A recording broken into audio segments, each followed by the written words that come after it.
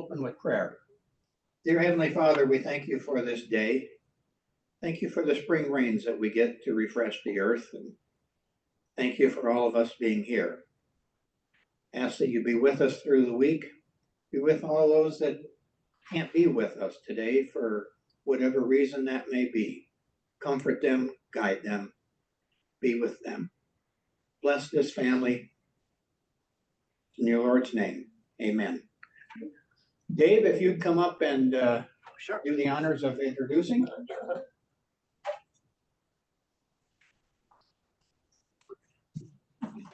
What's the saying? April showers, bring May flowers. Yeah, I guess that's what we're into right now. I first met Tina at when she gave a similar talk at Newland Gristmill's log cabin. I don't know how many go to the talks there, but they are great. If I can, get myself out the door and get over there. What I was extraordinarily impressed with is this is not her opinion. She's not going to give us opinions today. She's a scientist who has chosen to study mushrooms, funguses, things that grow on us. No, I mean things that grow on things in society. So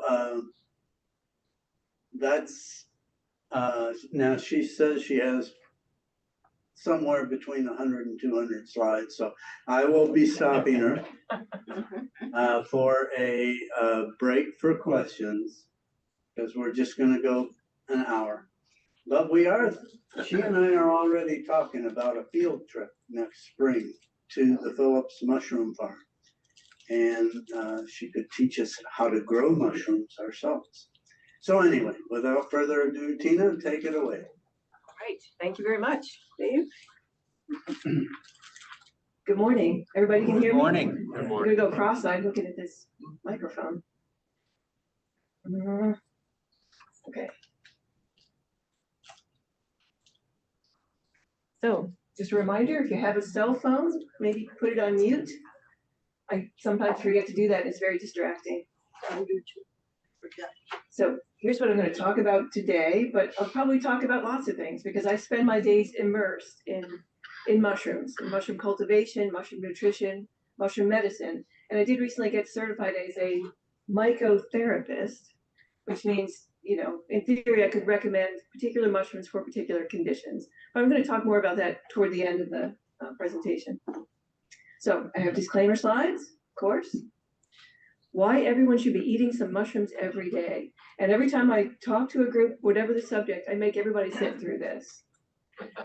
And while I got you sitting here, I know that there's some extraordinary people here, all of you probably, but if there's something that's glaringly I could do better during the presentation, come up and tell me after. I've learned some valuable things through questions people have asked and people who want to know more about a particular thing. And in fact, I was fiddling with my slide deck this morning because I talked at Jenner's Pond last week, and there was a question about, well, what's a serving of mushrooms look like? So I brought some home to my kitchen last night, looked it up on the internet, and cooked a bunch of them in different serving sizes. So you can see what a serving of mushrooms looks like, but we'll get to that.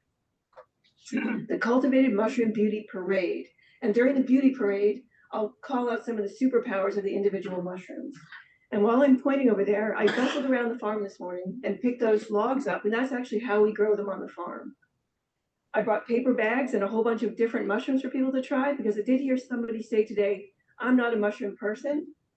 And I was going to try and change your mind because all mushrooms are different. So if you've tried just the white button mushroom and you don't like the texture or that slimy mouthfeel, I like it.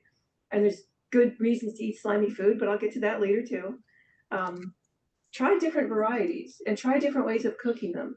And if you like crab but don't like mushrooms, pick up some of the lion's mane mushrooms over there, and there's a recipe for lion's mane crab cakes that is incredibly delicious.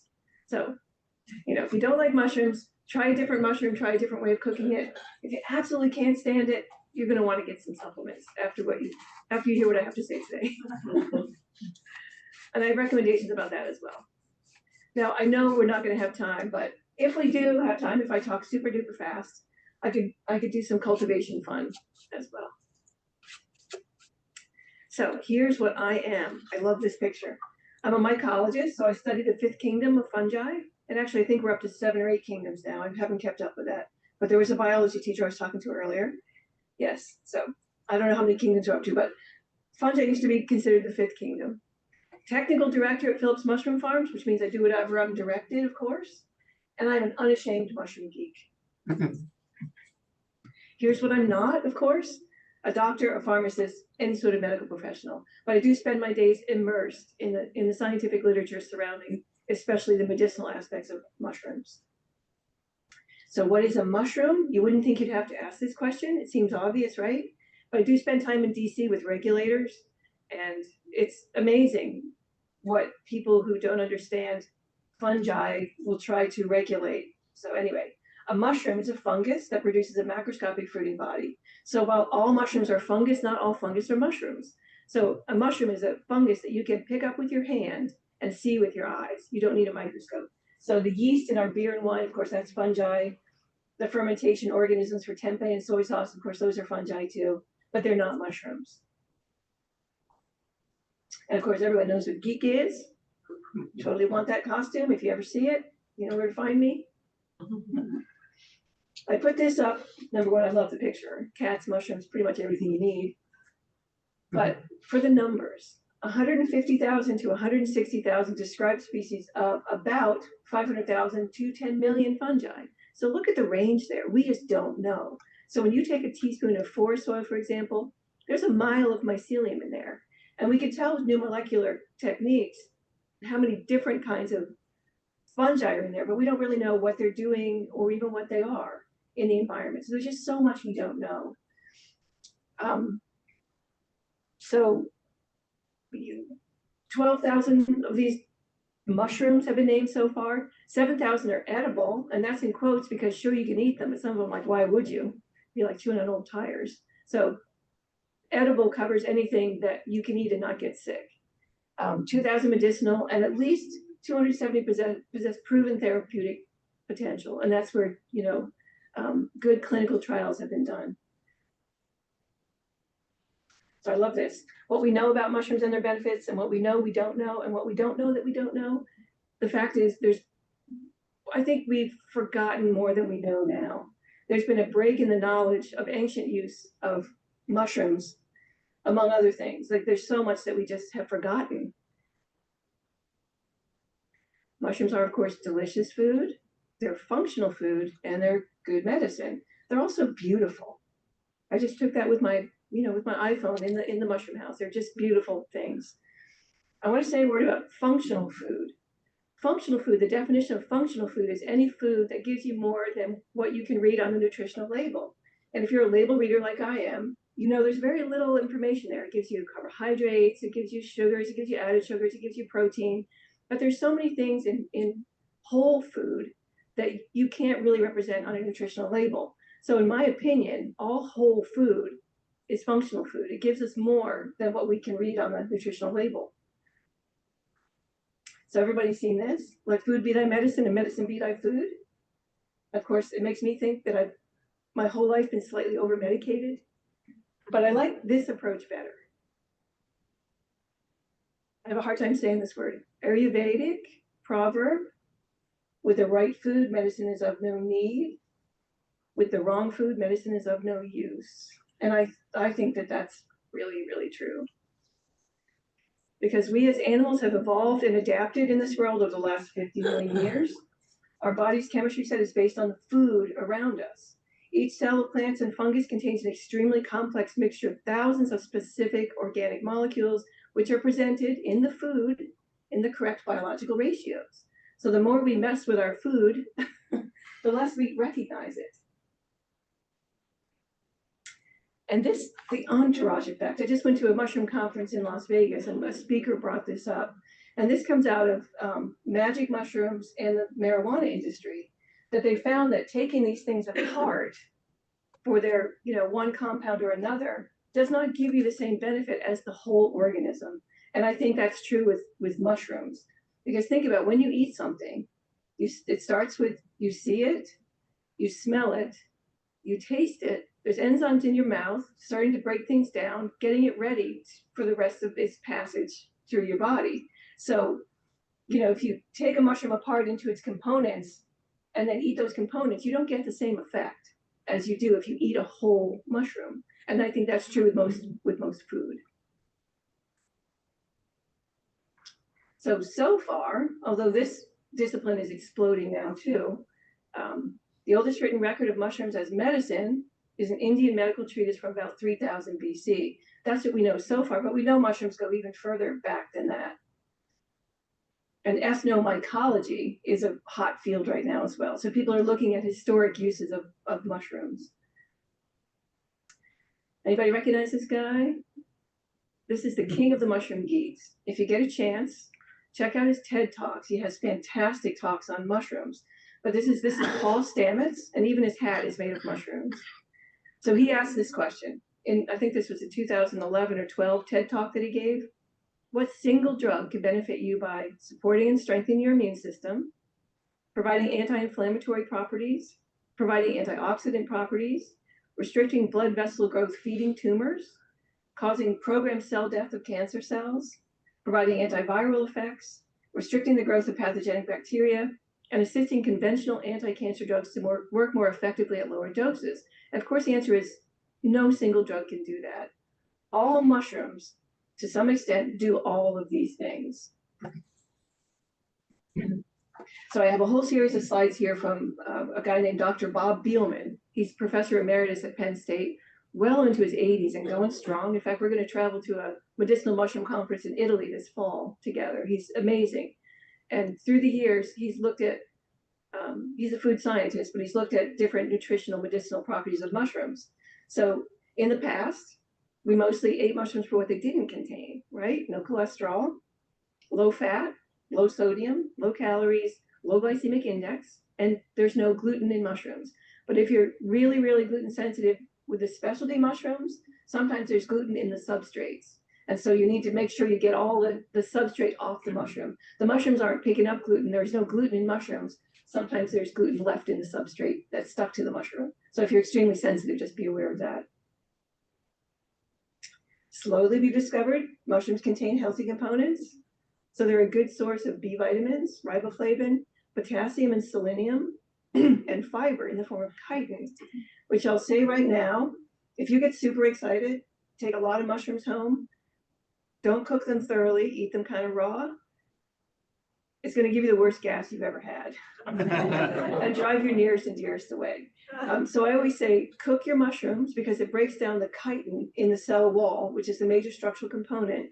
It's the same as in an insect exoskeleton or shrimp shells. We don't digest it very easily. So if you're not used to eating mushrooms, take it easy at first. You have to train your gut microflora and fauna to digest them and to get what's good from them.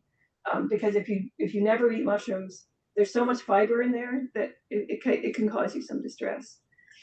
They're a great source of protein, all the essential amino acids, this umami, this fifth sense of taste, immune enhancers in the form of glucans, mostly beta glucans, cholesterol-lowering compounds, ergosterol to vitamin D, and ergothioneine and glutathione, which turn out to be critical.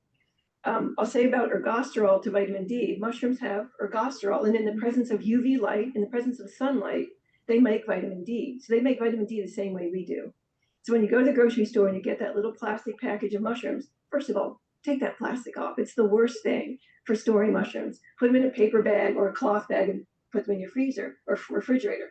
But before you do that, put them in a sunny windowsill, and you can increase that vitamin D content by a lot. And it's not a reversible reaction. So once you've made that conversion to vitamin D, it's stable, and then you can put them in your refrigerator and they'll be vitamin D enriched. Fiber. Mushrooms have the highest fiber content of any food on a dry weight basis, both soluble and insoluble, hence the warning.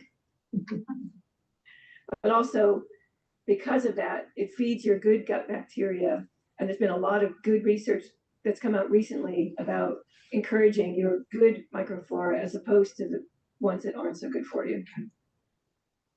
Cook your mushrooms, and this is one of my favorite ways to cook them, to cook portobellos at least. And what that does is it breaks down that chitin cell wall and makes the beta glucans and the terpenes and polyphenols and the other things that are good more available to you. So this is just some nice Italian dressing and a portobello on the grill for about 8 minutes. At the end, sprinkle some nice Parmesan on there, put them on a nice deep platter, slice them up, and then serve it over salad, and you get the mushroom juice and that nice Italian dressing over your salad. It's wonderful. This is a vitamin D. If you dry your shiitake, gill side up, and I would recommend that if you have mushrooms with gills, put them gill side up in the sun because it gives you more surface area for that reaction from ergosterol to vitamin D. Wow. You can increase the vitamin D content from 110 international units to 46,000 international units. Shiitake is particularly good at this, and that's a full drying in full sun. But even if you put them in a sunny windowsill for 10, 20 minutes, you're still going to increase the vitamin D content quite a bit. Minerals, especially zinc, copper, iron, phosphorus, and potassium. So which has more potassium? Mushroom or banana? Of course, consider the source. And when you pull up a list on the internet of foods that are high in potassium, bananas actually are pretty far down the list. It was just some great marketing. But there's other great things about bananas too. But mushrooms have a lot more potassium than bananas. Protein. Mushrooms are a great source of high quality protein. Contains all 9 essential amino acids, plus a whole bunch of other amino acids that we think are essential, but it's just hard to get anyone to commit to that. Mushrooms contain indoles such as serotonin, melatonin, 5-HTP, all indicated for improving mood and sleep. Mushrooms contain phenolic compounds, as most whole plant foods do, include flavonoids, phenolic acids, polyphenols, which are considered protective, and in some studies show to have an anti-aging effect, mostly due to being good dietary antioxidants. There's a lot of different antioxidant activity in mushrooms, some that are unique to mushrooms. Terpenes, diterpenes, and triterpenes, again, lots of potential activities: anti-cancer, antiviral, anti-inflammatory, antioxidant, liver protective, anti-obesity, blood sugar. So I read hundreds of papers a week. They always start out with this. So here's a theory of why mushrooms are functional food and good medicine. So think about where and how mushrooms survive in nature and how they're related to us. And I've heard so much in the news recently that plants, animals, fungi, very closely related. And I do have a graphic for that in a minute. So this is an extremely competitive environment. Mushrooms are competing with plants, they're competing with other fungi, they're competing with bacteria, with viruses, with insects for very limited resources. So this is some puffball mycelium growing on a log out in the woods. And here's how mushrooms eat. I don't know if your kids, grandkids asked you those questions. Mine did. They always ask, what does it eat? So what does a tree eat? What does a mushroom eat? And of course, the follow-up question is always, well, then how do they poop? But we're not going to go into that. So this is how mushrooms eat. This is a single strand of mycelium called a hyphae, so that when you pick up soil in your compost bin, you see it's covered with white fibers. That's the mycelium of a mushroom or a fungus. And this is one strand of that. So it's sending enzymes out into the environment. There's enzymatic breakdown. And then products are diffused selectively back in to the body of the fungus. And I say selectively because different mushrooms pick up and concentrate different things. And I was having a conversation with somebody earlier about picking wild mushrooms and how you have to be very, very careful. Morels, for example, pick up and concentrate lead selectively. So even though they're easy to recognize, you want to be careful where you pick them. Because if you pick them against an old barn or an old house that was painted with lead paint, it's going to pick up lead. And the same with the roadside, of course, because we used to put lead in our gasoline. So not only do you have to know what you're doing, what you're looking for, but be aware of where it's growing before you pick wild mushrooms. And here's a very primitive phylogenetic tree of life. And you can see out there, animals, fungi, plants, very closely related compared to the rest of life. So why are mushrooms really, really good for us? Drum roll, please. Once again, think of where mushrooms are found in nature, what roles they play, how they're related to us, and more importantly, how they're related to our pathogens. They produce these antimicrobial and antifungal compounds. Of course, not for us. They're protecting themselves in that very competitive environment, but we get the advantage of those things when we eat mushrooms. So our king of the mushroom geek says it this way: mushrooms don't like to rot, so they produce these natural antibiotics. The mycelium produces these sweats of enzymes, and in these sweats are very potent antibiotics that are antiviral, antibacterial, antiprotozoal, and antifungal. So if you take a close look at those bags where mushrooms are growing, you'll see that there's a little bit of liquid in the bag, and that's the sweat of, byproducts of secondary metabolites that it's putting out, not only because it's waste, because they like us are taking in CO2 or taking in oxygen, giving out CO2 and waste products. So the liquid you see in the bag is their waste products and these sweats of enzymes. And one brilliant but slightly kooky guy named Trad Cotter, he wrote a great book about growing mushrooms, if you're interested. He found that if he got a cold or a flu or something, he would harvest his fluids, inject them into one of these bags, and make a very, very specific antibiotic just for him and what he was fighting. And it turned out to be extremely effective. And so I know he's working with the NIH on some sort of protocol to commercialize that. It's very specific medicine. So I can see someday that you'll buy a bag of fungus, you'll inject your yuck in it, and make your own good medicine. Because our immune systems have evolved alongside fungal pathogens, we've developed the ability to recognize some components of mushroom cell walls as foreign. And this gives us trained immunity. So by stimulating the immune response with one pathogen, you strengthen it against another. So beta glucans that are wrapped up in that cell wall do this. They don't actually cause disease in humans, but they generate these primed immune cells that then when you are challenged with a virus or a bacteria or a fungal disease, your immune system's like locked and loaded and ready to go. And this is important. At least 7 receptors on the surface of major classes of immune cells bind specifically to mushroom cell components, not to anything else, specifically to mushroom cell components. So we need mushrooms, and we used to get more fungi, I think, in our food because we didn't trash our agricultural soil so much, but I'll talk more about that in a minute. So I don't know if any of you followed this story. Protein found in hookworm soup can fight asthma and other autoimmune diseases. And this came up because we cleaned up our environment so much that all of these pathogens that we've evolved to fight, and especially parasitic worms, I mean, throughout most of human history, we've had these worms.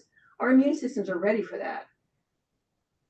With nothing else to do, our immune systems turn on us. So people with severe asthma, severe allergies, just debilitating, somehow found out that if you get infected with hookworm, it completely clears up your other symptoms. You don't have to worry about asthma, allergies anymore.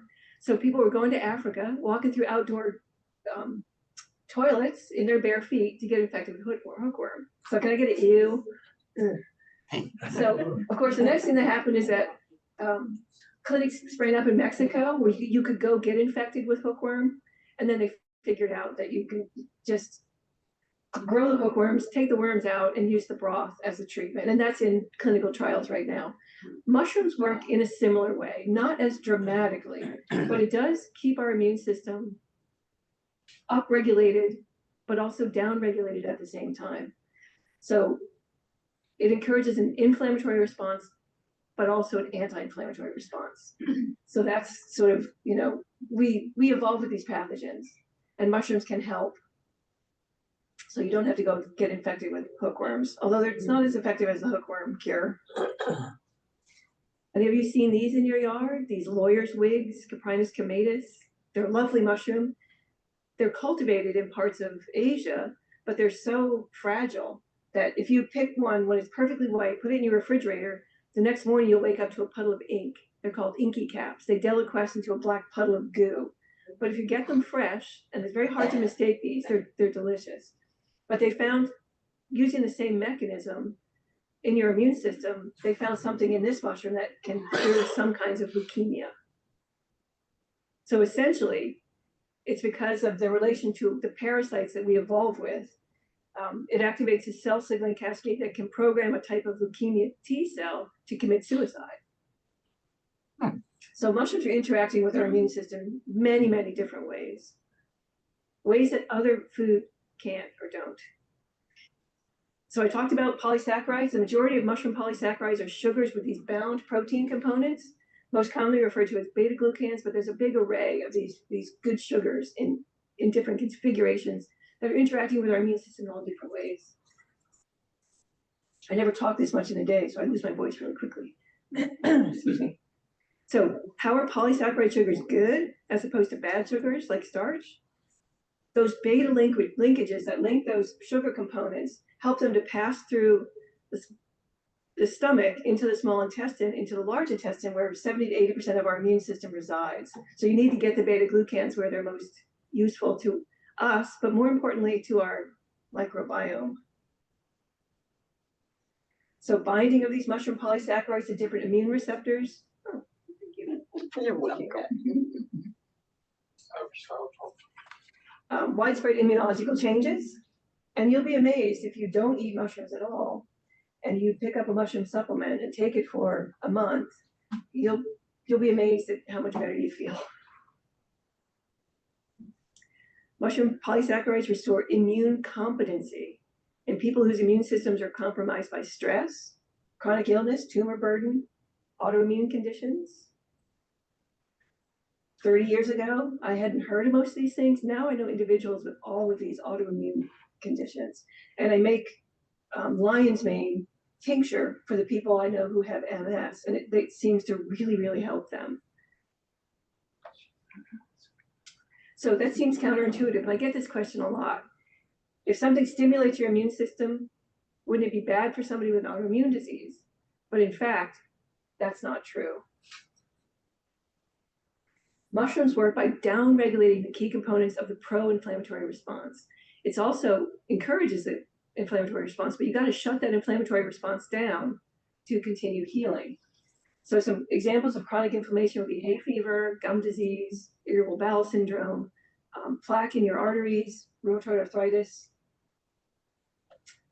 So the 4 horsemen of the medical apocalypse: coronary heart disease, diabetes, cancer, and Alzheimer's disease may be riding the same steed, and that steed is inflammation. So here's how it may work.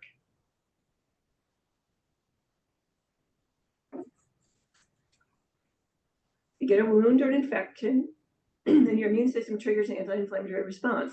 And you can all picture how this feels. You cut your finger, in a few minutes it starts to sting, it starts to ooze, it gets a little clear liquid. That's your inflammatory response. Rushing white blood cells to the scene, which activate these things called interleukins.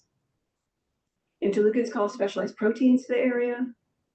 These proteins signal the cells at the wound site not to die, but to reproduce rapidly to heal the wound.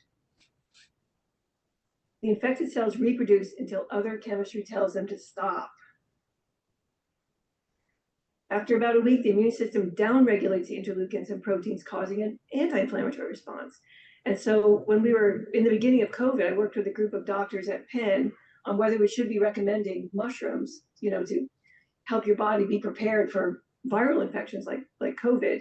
And in fact, mushrooms are very good at downregulating that terrible pro-inflammatory response that COVID gave in the beginning, but when they didn't know how to control it, of course, people were drowning in their own white blood cells, which is just a massive way that your body responds to infection, cranking out white blood cells, and people drowned in them. And that's what killed most people during the 1918 flu pandemic as well, people drowning in their own white blood cells. Chronic inflammation allows cancer cells to use the inflammatory response to grow rapidly, producing tumors. Mushrooms downregulate the interleukins, producing an anti-inflammatory response. So we all have heard, I think, about how important an anti-inflammatory diet is. And all plants and most whole foods have some anti-inflammatory properties. Mushrooms have anti-inflammatory and antioxidant properties that are unique to mushrooms. So take a look at this picture, because you'll see another one similar to it in a minute. Chronic inflammation has been linked to all of these disease states. All cancer stages, neurological diseases, diabetic complications, pulmonary disease, bone and joint disease, metabolic disorders, autoimmune disorders, and cardiovascular disease all have been linked to chronic inflammation.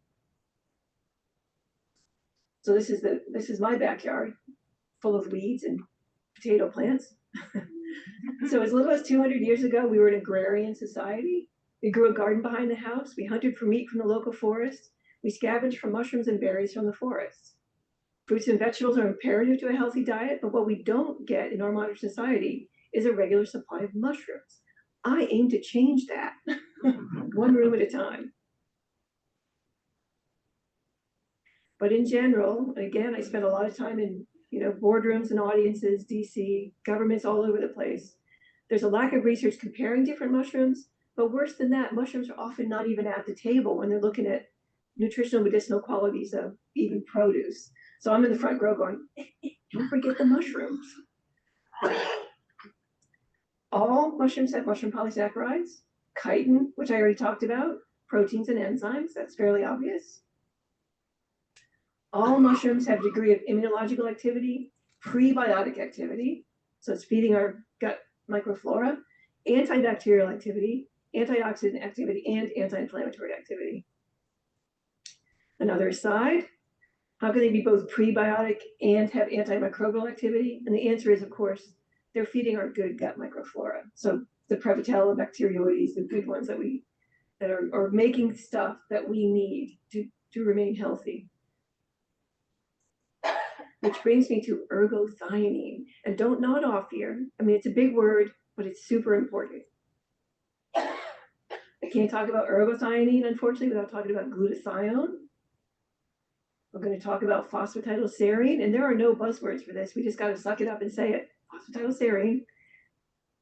Spermidine, which is something I just learned about recently. That's very, very interesting. They're considering it another anti-aging vitamin, they were considering ergothioneine also to be an anti-aging vitamin. So ergothioneine, possibly a new vitamin. We all need it. Every cell in every red blood cell in every mammal has a special pump to take ergothioneine from our food, because we can't make it, into the interior of the cell. We found that out about 2005. So we know it's important. If every red blood cell has this pump, and actually many cells in our body have this pump just for ergothioneine, we knew it had to be important, but it took us till 2012 to figure out what it is that ergothioneine is doing. I put porcini up here because this is the mushroom that's highest in ergothioneine that we found so far. So if you go to Italy and you order pasta con fungi, the fungi is porcini. So here's some dietary sources of ergothioneine. And I got this graphic from Dr. Beelman because I served on a board of directors in central Pennsylvania, and I would go have dinner with he and his wife or just visit with them. And the first time I went, I brought a big box of all the mushrooms that we grow, thinking, maybe we'll have some mushrooms for dinner. But Dr. Beelman whipped that box out of my hands, took it down, put it in his basement refrigerator, and took it to his lab the next day and analyzed them for ergothioneine. So that's how we know that lion's mane, very high in ergothioneine. Gray oyster, pretty good source. Shiitake, again, pretty good. Even white button mushrooms, much higher than the next one down, which is chicken liver. Oat bran has some, black bean has some, red kidney beans have some. We used to get a lot more ergothioneine in our diets because we were good to our agricultural soils. But heavy tillage and chemicals like Roundup have completely killed off the fungal network in the soil. So we're no longer getting ergothioneine from our food. Now, Dr. Beelman's been working with the Rodale Institute and doing some co-cropping to raise the ergothioneine content. I think they've done oats and tomatoes so far. And in fact, if you put fungi back into the soil, and especially if you're no-till, you're getting a lot more ergothioneine in your food. So here's the estimated ergothioneine consumption per day. So Italy right up there, because number one, they eat a lot of porcini, but also they're very good to their agricultural soils. They've been cultivating the same land for tens of thousands of years. They know how to do it right, and they treat their soils really well. Ireland, mushrooms are their number one horticultural crop in Ireland, but also their soil, their environment is wet and moist and just great for fungi, and they treat their agricultural soils well. France, a little lower, but mushrooms are much more a part of the French diet than they are the American diet. Finland, pretty low. Coming in dead last, good old US of A. So Dr. Beelman put this information together. Alzheimer's, dementia, death rate compared to blood ergothioneine. Ireland and Italy doing the best. Finland, terrible. US, pretty bad. Again, correlation is not causation, but it's something we should be looking at. I asked him to put Japan in his slide set because when I went to Japan to learn how to grow some different kinds of mushrooms, we had mushrooms at every meal, breakfast, lunch, and dinner, mushrooms and fish. So by the time I got back on the plane, I just wanted a hamburger or a scrambled egg or something. But by the time they got to me back in the cattle part of the plane, they were all out of any American food, and I had, one more Japanese meal with mushrooms and fish.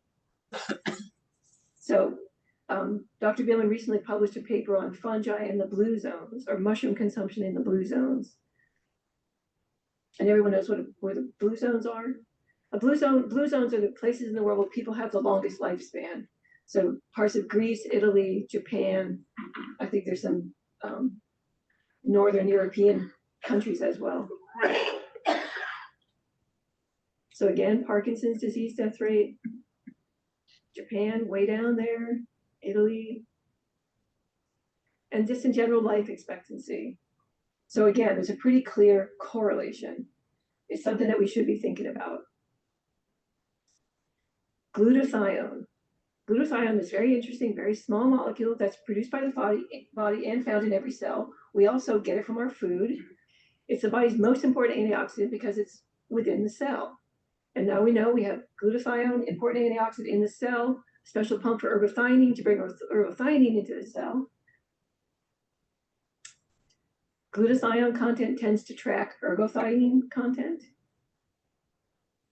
Does this look familiar?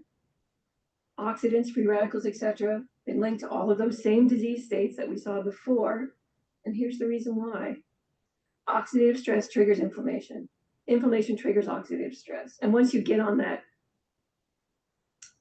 treadmill, it's hard to jump off sometimes. And really, diet is the only way to do that.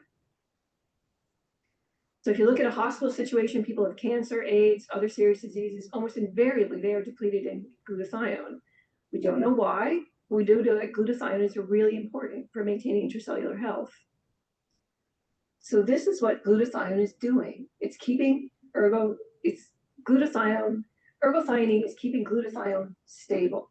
So if you don't have enough ergothioneine, it's going to the place of most need, wherever you have an infection, a wound, some inflammation, leaving your brain and your other vital organs unprotected. You have to have some ergothioneine at least once a month. It resides in your body for about a month once you consume it, but you have to have a consistent, constant supply of ergothioneine. Which brings me to phosphatidylserine again. I don't know if any of you are as concerned about brain health as I am. Horse mushrooms, which are very closely related to portobellos, have the highest concentration of phosphatidylserine, a chemical that boosts brain function of any mushroom, making it of likely interest to formulators. And I got this from a book called The Fungal Pharmacy, 2011. I read it on a plane. It's a great read if you're interested. So I saw this. I had never heard of phosphatidylserine, so I got into Google, as one does. It's this fatty substance produced in the body that covers and protects every cell. It's involved in the clotting function. It's particularly vital for proper functioning of nerve cells in the brain. So from Dr. Axe's website, he's like a pretty commercialized guy. He's selling a lot of supplements and things, but he's got some good information. According to Dr. Axe, the top 6 benefits of phosphatidylserine may improve symptoms of Alzheimer's disease, aids in the slowdown of age-related cognitive decline, combats depression, improves Parkinson's disease symptoms, treats ADHD symptoms, and he actually uses the word treat, and boosts athletic performance because it's a great antioxidant. So the recommended doses for treating Alzheimer's disease with phosphatidylserine, 100 milligrams 3 times a day for a total of 300 milligrams. So if my calculations are correct, that 1 or 2 mushrooms a day would provide that dosage.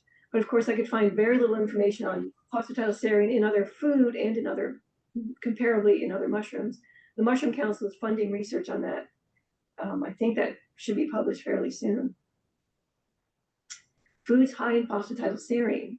Soy lecithin, very high. And it's such a cheap thing. You can get like a pound of it from Amazon for not much money, like less than $20. And it only takes like a 1/4 teaspoon a day to keep your phosphatidylserine going, or you can just eat some mushrooms. Bovine brain is the next source.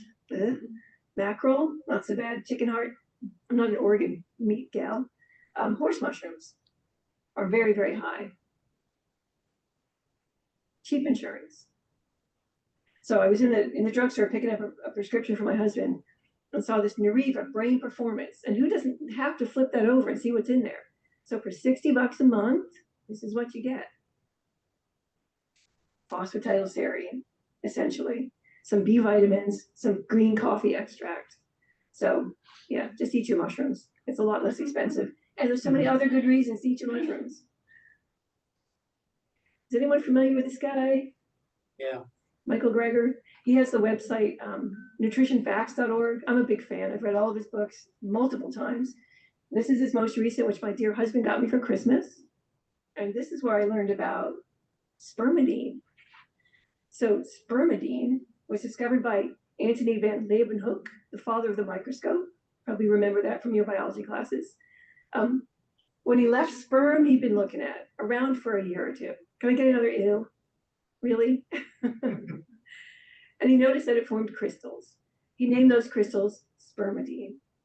It was independently discovered in 1885 in brain tissue and called neurodine.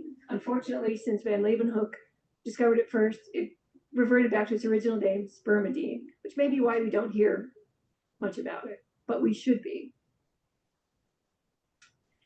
Spermidine plays a critical role in regulating cell growth. And we know that we turn ourselves over about once a year, completely turn over our cells. So having all of those divisions go well is critical to preventing, especially cancers. It's a positively charged molecule that naturally binds with DNA, which is negatively charged. It fits neatly into both major and minor grooves in our DNA helix, stabilizing our genetic code for proper translation. It's really important. Mice fed extra spermidine lived 25% longer lives and lived healthier lives. And that's been consistent across every animal model tested so far. Spermidine levels decline with age until about 30. We make enough for ourselves. After that, we have to get it from our food.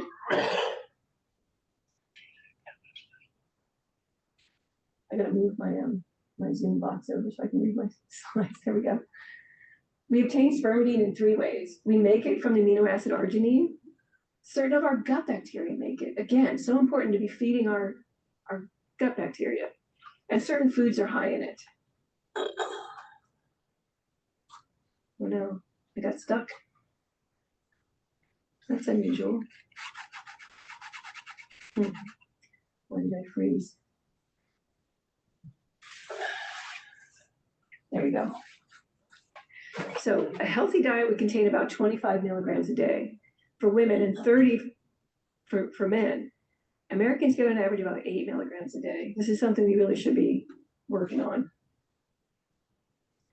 Spermidine-rich foods fall into 3 categories: unprocessed plant foods, certain fermented foods, and I have tempeh in the background here because tempeh is the best source, or the highest source of spermidine, and select animal viscera, which I'm not so much about, but do what you have to. So here's food sources. Again, this is from How Not to Age by Michael Greger. Food sources, and this is per 100 grams serving. And I'll have some good graphics about serving size here in a minute. Tempeh, 9.7 milligrams. White button mushrooms. And here the white button mushroom finally gets its due because, we as, mushroom geeks have been sort of like, why would you bother with white button mushrooms when you can have all these other ones? All the other mushrooms don't have nearly as much spermidine as white button mushrooms do.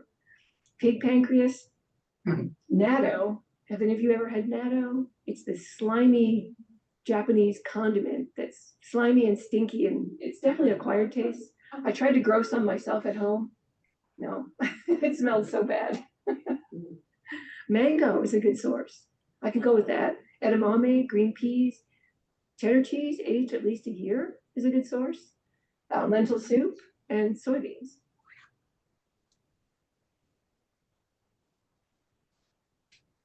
Sterols, especially ergosterol, have activity against a number of tumors and have been reported to have an anti-aging activity on a par with resveratrol. Mushrooms have sterols that are unique to mushrooms, but I say have a glass of red wine with your mushrooms anyway.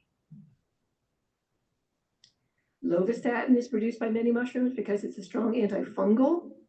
compound and it helps them compete. Oyster mushrooms are especially good at this. So they have the same statins as pharmaceutical statins, but without the side effects. Because I think as an entourage effect, they also have fiber, they also have antioxidants, they have a lot of other things that are helping keep your body free of cholesterol. This was a great study back in 2006. Mushroom consumption and incident dementia in elderly Japanese, the Osaki cohort study. So mushroom consumption, very strong correlation, not causation, correlation between mushroom consumption and lower rates of dementia. And there's lots of reasons for that, not just one reason. So they concluded that frequent mushroom consumption is significantly associated with a lower risk of incident dementia, even after adjustment for possible co-founding or confounding factors. So how do you get your culinary medicinal mushrooms every day? I say eat them. So I did last night, I think I was telling someone, I brought mushrooms home, weighed them out by the recommended 86 gram serving size that I got off the USDA website. So that's what a serving of cremini looks like. There's a serving of white button mushrooms. They're less dense, the white button mushrooms, than the cremini. Shiitake. I didn't break the portobello apart, but that's 100 grams of portobello. And it should fill about a cup, because other serving sizes on the internet are a cup of mushrooms, raw. So that's what that looks like, a cup of raw white button mushrooms. And that's what they look like cooked. So they lose about half of their volume when you cook them. So and I recommend when you saute mushrooms, saute them in water first until they've released their moisture. Then add butter or olive oil or whatever other oil you want. You get a much better texture and mouthfeel. So yeah, if you've had those mushrooms sauteed in a bunch of oil, it's so much better if you saute them lightly in water and then add whatever oil that you want. So that's what they look like in the plate now. And then I have a bunch of these. This is just cremini. Again, about half. They lose about half. So I did portobellos, white button mushrooms, cremini, and shiitake. And the shiitake is the largest portion size because they're lower in moisture. They don't lose as much water, and they just keep more of their volume intact through the cooking process. So that's what a serving of mushroom looks like. Not overwhelming, right? There may be some cases where extracts are called for, of course, when a concentrated dose of one particular polysaccharide is called for, or when there's gut dysbiosis and you can't digest anything very well. So two major types of extract, water and alcohol. I used to do this to my kids when they were young and wouldn't eat mushrooms on a bet. Make a big pot of mushroom stock before cold and flu season, pour it into ice cube trays, take those ice cubes out, mushroom cubes, put them in a bag in your freezer, and then you can just take them out and put them in whatever sauce or gravy or whatever it is, or soup, whatever you're cooking. And so you get the benefit of that water extract without knowing you're eating mushrooms. And of course, you can make a really crude mushroom extract. Now, I don't do it this way mostly. I've gotten much better at it. But when I first started doing it, I was making this really crude vodka extracts, just stuffing all kinds of fresh mushrooms into cheap vodka. And it works pretty well. You have to keep it refrigerated because vodka has quite a bit of water in it and mushrooms have a lot of moisture. So if you do this, you've got to keep it in your refrigerator. And then you can use it to make your pasta sauce or, whatever, your vodka pasta sauce. I would recommend not putting shiitake in there. You can see I put a lot of shiitake in there. Bad idea. Shiitakes are very high in sulfur and it tasted terrible. But this is how I do it normally. This is some fresh reishi I found at my father's place in Vermont. Cut it up, put it in the blender with some water. This is fresh, not dried. Whiz it up, put it in a pot, simmer it for a couple of hours, strain off the body of the mushroom and just keep the tea. And that's a great source to put in your tea or coffee or whatever it is you drink. Hot water extract gives you high polysaccharide concentration and low triterpenes. Alcohol gives you high triterpenes and low polysaccharides. Do both, recombine them, and you get the full benefit. And my extracts are very, very crude. So I'm getting mostly what's good in the mushroom, but then I can store it in a dropper and put it in everything that I'm eating and drinking. Which brings me to, looking at the time here, I'm gonna have to talk really fast. Cultivated mushroom beauty parade. Cultivated mushrooms can be divided into soil or compost inhabiting ones. So all the agaricus mushrooms, portobellas, white buttons, and cremini are all agaricus bispores. They all grow in soil when found in the wild. We grow them in compost. All the rest that we normally find are wood decay mushrooms. So in nature, they're found growing on wood or straw or wood chips or some other lignocellulosic thing. And there's one notable one that's a good plant, well, a bad plant pathogen, but it's delicious. So we all know these. And honest to goodness, we have this spelled 3 different ways in our packing room. The use of agaricus mushrooms for medicine was first described in the Byzantine treatise by Orivasius in the 4th century AD. So I would wager that it had been going on a lot longer before he wrote about it. So this has been with us a long time, mushrooms as medicine. I'm not gonna make you read this. The tagline is, eating 1 button mushroom a day can reduce your odds of developing breast cancer by over 50%. Add green tea to that. In fact, I think the number is 56%. Add green tea to that, and it reduces your risk of developing breast cancer to 89%, almost 90%. It's cheap insurance. It's not a big dose. It's important. Using mushrooms as a prebiotic can help regulate glucose. And that's sort of not an easy thing, but it's shifting your microflora and fauna, which improves the regulation of glucose in the liver. So, but also your gut microbes are directly connected to your brain through your vagus nerve. So your gut is communicating with your brain all the time. It's fascinating, the new research on that. So it's encouraging the growth of Prevotella, which produces more propionate and succinate, which changes the expression of genes needed to manage glucose production. So it's not a pharmaceutical, it's food. Oh, so the mice were fed the equivalent of a 3-ounce serving. This is another soil inhabitor, the Pistanuda. They grow this a lot in Europe. We don't tend to do it here. I dumped some experiments in my yard 20 years ago, and I still get beautiful purple mushrooms every fall. Truffles, I'm not a big fan, but lots of people are. Morels, which we can grow, but they're so expensive to grow that doesn't make any sense. And that brings us to the wood inhabitors. Shiitake, of course, everybody's familiar with. Best known for its immunomodulating properties and as an antiviral.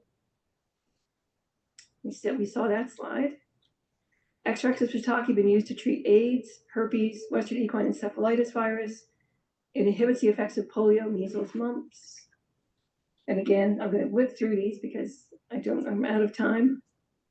So I'm just going to whip through, read them, as much as you can or want. These mushrooms are used pharmaceutically in Asia routinely to prevent hospital infections, to treat breast cancer. We're just way behind. Again, lots of things. Pleurotus I talked about. Great mushroom for cholesterol, and they're beautiful. Hormans portini, Florida, Sajiracaju, cornucopia. You can see where that comes from. Pleurotus flavellatus, ugly name for a beautiful mushroom. I took that picture in Australia. Pleurotus salmoneo stramineus, we have some of that growing over there. So I'm hoping you guys will take all the mushrooms and the logs away with you because I don't want to take them back to the farm. Pleurotus de Jamour, is that a beauty? Columbinus, cystidiosis, ferulii, paddy straw mushrooms. Again, they're so fragile that they have to pick them and put them right in ice and take them to the cannery because they have no shelf life at all. So it looks like we have to open it up for questions, and then whoever wants to be patient and sit here, I'll talk as long as you want me to. But So she has been very generous. And each one of these mushrooms, they have a card. They got a recipe on the back. So come grab a bag of the strange looking ones, and guess what? Improve your lifespan by so many years. How many people? We're going to Radley Run Country Club in about a month, a little bit over a month. would like to have mushrooms as a option on the menu? Side dish. A side dish. Of course. Yay. Okay. Sherry, did you have, oh, no, Sherry doesn't like it. Okay, and a second question. How many have had mushrooms in the last day? Day. There we go, last day, last week. Awesome. Great. That's great. So, Preaching to the choir. and final question, and then I'll shut up. How many would like to go a field trip in a year, next year to the, I think that'd be good. great. Gentleman there has a question on the screen. Oh, okay. I like to have cream of mushroom soup. How much benefit do I get from the mushrooms in cream of mushroom soup? All the benefits. All the All the benefits. benefits. So you can play the organ twice as well. Yes. And by the way, my wife Ann makes a wonderful stuffing for mushrooms. And I say that she should market them because they're really, really good. Super. Go ahead. Is it further up the aging scale in this room? Is it too late to enjoy the benefits of the mushrooms though? It is absolutely not too late.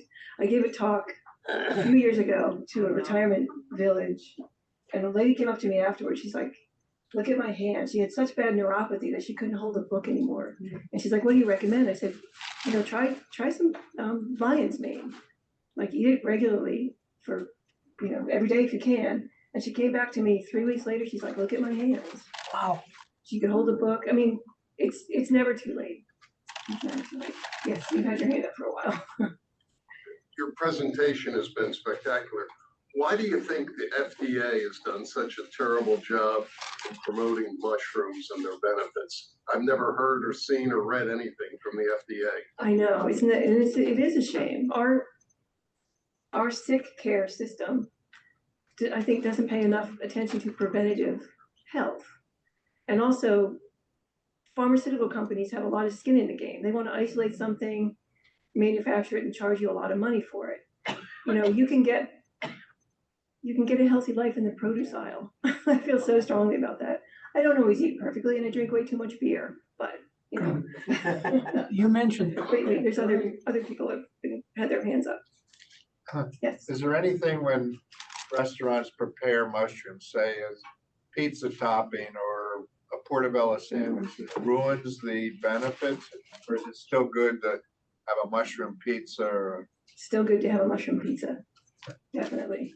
I was talking with someone, some restaurants can really ruin mushrooms, and I don't know how they do that, but I've been to, like family style restaurants with sauteed mushrooms that taste like soap. I don't know what they're doing, but still you get some benefit regardless.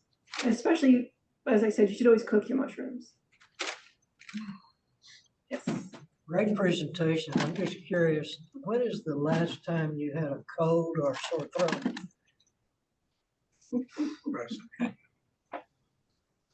I don't even remember. Good. Yeah. And my husband is a mushroom farmer.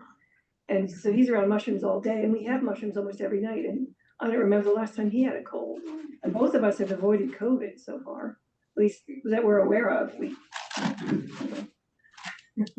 Yes. Canned or jarred, are they still valuable, or is everything been taken out of them? Yeah. Because They are still valuable, but with the caveat, since they're packed in water, a lot of what's good in them you're throwing away with the water. So if you can use the water in your recipe as well, it's even better. Yeah. I haven't had a cold in probably 50 or more years, but we eat a good bit of mushrooms in our diet. I wonder if that had anything to do with it, because I've always marveled how I never get a cold. Right. I can be exposed. I was a teacher, exposed to little kids, never got the colds that they had. It does prime your immune system so that, whatever you're exposed to can't get a hold because your immune system's ready to go after it. Mm-hmm. But how did you respond, out of curiosity? How did you respond to the COVID shots?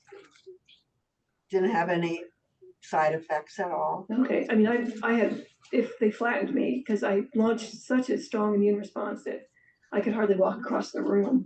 But I mean, I'm gonna do it anyway. No, I didn't have any Yeah, that's effects interesting. of it. Do you have a question? I think we learned about 2 weeks ago that mushrooms were used as a medium for mass production of penicillin. Not mushrooms, but it came out of the mushroom industry. I forget the gentleman's name. There's a good display at the Chester County Historical Society too. Yeah, he came out of the mushroom industry. He was a spawn maker. And so he knew how to grow fungus on a large scale, which was something just generally not done.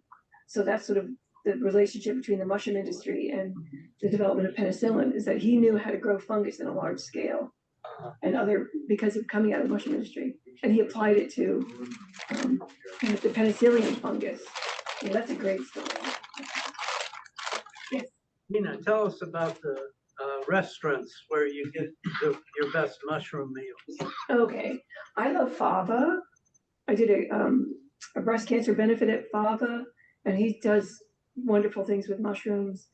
Two Stone Pub has the best cream of mushroom soup I've ever had, and they garnish it with shiitake bacon, which there's a recipe card for shiitake bacon over there. So if you make the cream of mushroom soup, garnish it with shiitake bacon, some scallions, and some goat cheese. It's the best. So those are two I can think of. It used to be the Canadian, used to be the Chad's Ford Inn, but those are gone. Tallulah's Table does amazing things with mushrooms if you can get a seat, but you know they're booked out a year in advance. So What mushroom did you mention early that was a benefit towards dealing with MS? lion's mane. Lion's mane. Let me just, yeah, somebody was asking about breast cancer. Mycologist is by far the one that's best known for breast cancer therapy. So Cancer Centers of America send breast cancer patients to our farm to buy this mushroom because it makes chemotherapy more effective and it ameliorates all the side effects. So anyway, here we go. Nature's nutrient for the neurons. That's lion's mane's tagline. Great for neuropathy, all kinds of cognitive decline, annoying symptoms of menopause. I mean, there's been a lot of work done with this mushroom. And there's some great recipes up there, so grab some and take it home and try it. Protective in epilepsy, and this is a very compelling story. If you get a chance, look up Lily's Lighthouse. It's a website that tells the story of this little girl who had terrible treatment-resistant epilepsy, like 50 or 60 seizures a day. And her mom did some research, started giving her, the whole family, this mushroom combined with reishi, which is a medicinal mushroom, put her in remediation. What's the term I'm looking for? That's not the right word. I can't think of the right word. That's gonna bug me now. Remission. That's it. Put her into complete remission. So after spending the first few years of her life completely debilitated, it was something that simple. So they're fundraising on their website for clinical trials so that doctors can recommend these two mushrooms for people who have treatment-resistant epilepsy. Parkinson's, dementia. There's been actually some pretty good clinical studies on this mushroom and cognitive decline. So anyway, I have run out of time, but feel free to ask questions and I'm just gonna. Thank you very much. Thank you.